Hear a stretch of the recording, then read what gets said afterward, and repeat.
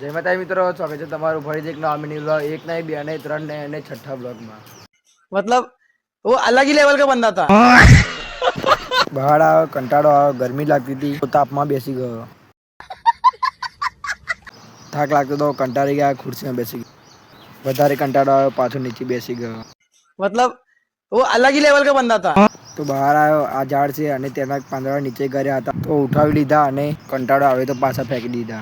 ये बताओ कौन सा सब्जेक्ट अच्छा लगता है? શેડમાં કચરું હતું તે વારવાનું ચાલુ કર્યું, કચરું ના દેખાયું તો ડસ્ટર પાછું મૂકી દીધું। તરસ લાગી તો આવે પાણી પીવા, તરસ માટે ગઈ તો પાણી છોડવાને પીવા દીધું। मतलब वो अलग ही लेवल का बंदा था।